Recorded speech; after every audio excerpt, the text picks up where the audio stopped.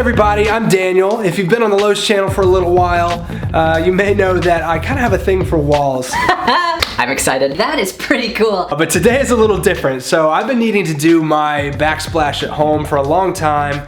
And I'm finally getting around to doing it, and I'm thinking, you know what, I might as well film the project. There might be some of you guys that are in the same place, you've been planning it or putting off a backsplash project, and maybe this would be helpful. Maybe to see me muddle my way through it, make some mistakes will help you and give you confidence to try it and do it better than me. Alright, let's get to it. If you want to make any major design changes to your kitchen, you'll want to do that before you start tiling. The two things I wanted to update beforehand were the exposed shelves and the trim work. For the shelves, I'd originally hung them with basic brackets attached to the drywall on studs. But I wanted those brackets to be more hidden behind the tile, so I cut out the drywall and attached them directly to the studs. So I know that's a weird way to do floating shelves, but ended up really strong, and they're gonna be pretty hidden, so I'm happy with them. Then for the trim work, I just replaced the existing trim with some 4-inch MDF trim for a slightly more modern look. Oh, and if you have any windowsills or other trim that might be tricky to cut tiles around, consider notching it out beforehand with an oscillating tool. Just use a tile as a gauge for how much to cut out. And that brings me to tile. So Lowe's has tons of wild and crazy tile options. Dude, oh my goodness, that's awesome. Nice, love it. But at the end of the day, this oversized 4x8 subway tile stole my heart. Couple cool features to note. Number one, you can also get these matching 4x4 tiles, which will save us quite a few cuts.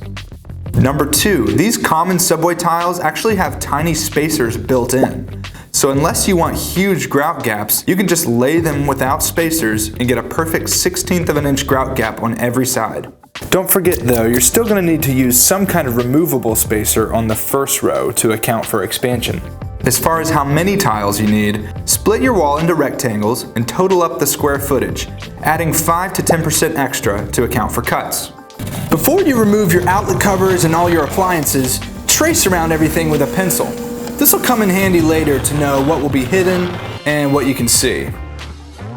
Alright, so behind the stove and really anywhere where your first row is going to be unsupported, so where there's going to be just open air underneath it, you're going to need to install a ledger board. So what that is basically a piece of wood or some kind of material that's going to sit right even with the rest of it. So our piece of wood will need to sit perfectly flush with that to give that first row a place to sit.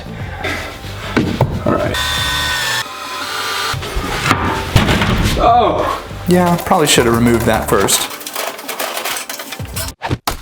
Okay, so one of the last steps before starting to tile is planning the layout. There's several factors to consider here, and every space is going to be different. So I think the easiest approach is to just dry lay the first row on your countertop and adjust from there. What you want to avoid is any slivers, particularly in a highly visible area, like right here. This would be a pretty skinny cut all the way up and it's pretty visible. So I can shift this over a little bit to help. You'll just have to play with it and find the best option for your room. Alright, so I think the most intimidating part of this project, at least to me, is cutting the tile. The actual laying of the tile, I'm not too worried about. I think that'll be pretty simple. Basically just putting, glue on the wall, slapping them up there, and grouting it later. But the cutting is what I really want to make sure I know what I'm doing before I start this thing and really get in over my head. So I've looked at the wall and I think we're going to encounter 3 types of cuts. So the first type of cut, and the most common one I think we'll hit, is just basic straight cuts. So that's where we're up against the wall and we just have to do a straight cut on the tile. That's pretty simple. We're just going to use this tile cutter, which scores along the line and then it breaks the tile into 2 pieces along that score line. So really simple, not messy, so we can do it in there as we go in the kitchen. So that'll be the majority of the cuts. Something else we're going to hit is plunge cuts. So where we're going to hit those brackets in the middle of a tile, we're going to need to hole out these tile as cleanly as we can. So what we'll do there is use a diamond bit, or a diamond hole saw I guess it's called, on a drill, and you can drill into these things, make a hole in the tile, and then come back with this diamond jigsaw bit and hole out that hole pretty easily. One thing to remember on that when you're using these diamond bits is you need to make sure the bit stays cool. So we're gonna put water on the surface as we do it, just to make sure you don't crack your tile by heating it up and mess up your bit and all that stuff. So that's the second type. The third type is the most complex, is where we're gonna have these cutouts. So like a corner cut or even like a three-sided cutout. So can't really use our regular tile cutter on that because it would cut right through the tile. It'd be a lot to jigsaw through. So what we're gonna use is this tile saw. This is basically like a table saw for tile. So if you're comfortable using a table saw, pretty much the same mechanism. You've got a fence to keep things straight, and you've got measurements on here so you can be very precise. So basically you'll need to cut along these edges as far as you can, and then we're gonna need to make some relief cuts to get that last side out. And then once we have those relief cuts, we can come back with tile nippers and nip that out, and then use a tile file to kind of get it nice and smooth there. So that's all the cuts we're gonna encounter. Let's start laying some tile. First tile, woohoo! All right, so for this first row, and really anywhere where I'm gonna be slipping tile into a tight space, I'm gonna actually back butter the mastic onto the tile. So put it on the back of the tile directly. It'll keep it a little cleaner on that first row, and it'll just allow you to get it in there easier rather than trying to spread it in a little crevice. Just wanna try to get full coverage there.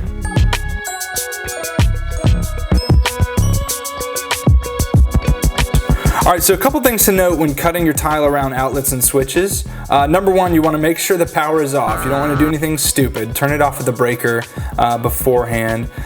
Secondly, you're going to try to get as tight a cut as you can to the receptacle, but you need to make sure you leave these little holes exposed right there, because that's what's going to attach the receptacle back, and you don't want to get too tight there. And then thirdly, since you're adding a little bit of distance between the receptacle and that electrical box back there, you need to use either spacers to add some sturdiness to it, or if you're using a really thick tile, you may even have to get an electrical box extender that slips in there and gives you some extra room to attach that receptacle. Since this tile isn't very thick, I'm going to use these spacers. So these little spacers snap together so you can get a very customized height depending on the tile you're using and how far back your electrical box is set. Just looking at the depth of my tile, I think a 4 stack's gonna work great for me.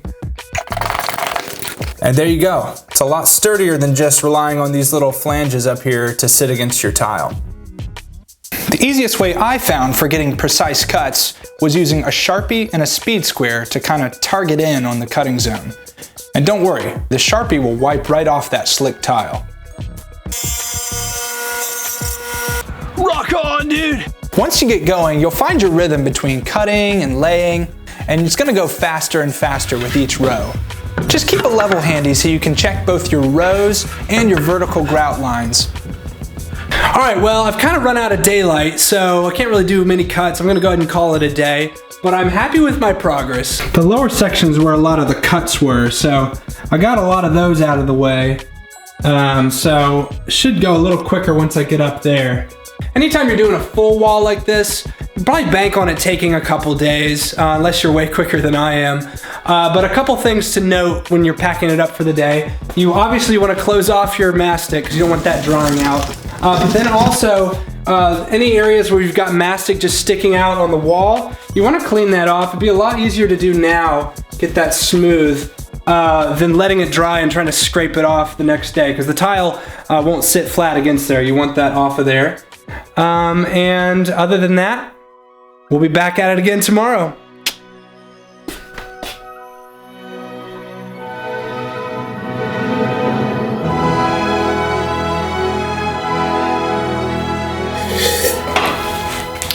It's a new day. Let's get tiling.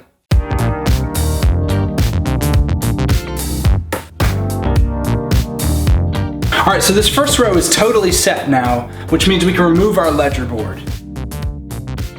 So with the ledger board out, we've got to tile down from this row, and it can be a little tricky anytime you tile downward because you don't have the support of gravity holding those tile into place. But a trick you can do is use some painter's tape, and as you apply that next row, just tape it to the row above, and it'll just give it a little extra support so it doesn't want to slip down. I'll show you what I mean.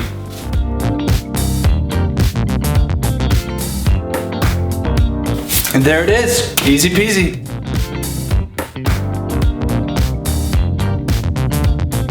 All right, so there's some places you really don't need to tile, like behind the fridge. I'm gonna actually run a ledger board just a couple inches below where I know the top of the fridge is, where I'd marked.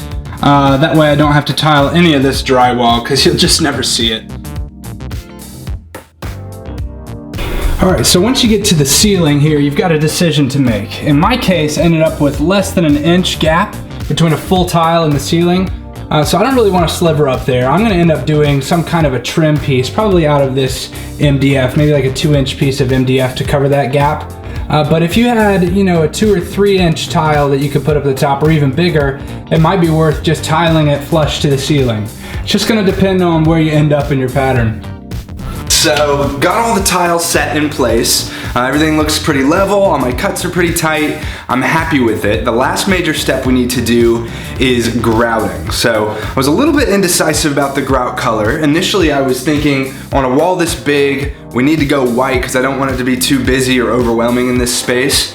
But as I looked at it, I wanted to also make sure we didn't lose any texture because I didn't want it to just feel totally neutral.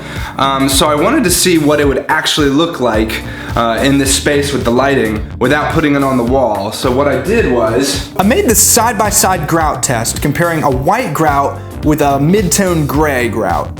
You can actually get many of the most common grout colors in these caulk tubes, so you don't have to mix up a full batch to test a color. So after seeing how it would actually look in the room, I decided to go with the white grout after all. For grout gaps smaller than 1/8 of an inch, make sure to get unsanded grout. I also added in this grout maximizer. It's a stain-resistant additive that'll save me from needing to seal the grout at the end. So, full disclosure, I kind of freaked out when I first started spreading the grout. It looked pretty gray going up, so I wondered if I just didn't mix it right. So luckily I had a buddy named Tyler, who happens to be a Tyler, that I could call and double check with. No, it'll definitely dry white. Most grouts, they're darker when they're wet. Okay, so I'm good? Yeah, you're fine. Don't worry about it. Thanks, dude. No problem, man. It's always a good idea to have someone on call when you're doing a big project like this, whether that's a Lowe's employee, a tradesman, or just a handy friend.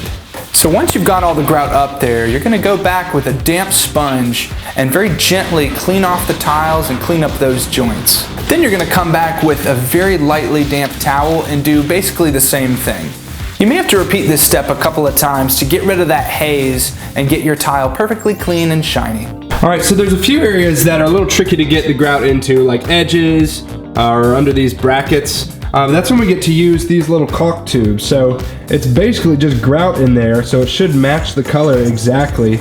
But it comes in this tube, so it's real easy to put into those gaps. If you do need to drill into the tile once it's on the wall, use a hole saw kit. It temporarily attaches to the wall, lets you drill through, keeping water on the hole, and then pops right off once you're done. Now is the really gratifying part where you get to put the kitchen back together again. So we're putting appliances back in, we're installing shelves, we're putting in trim to hide that gap at the top. It's all coming together.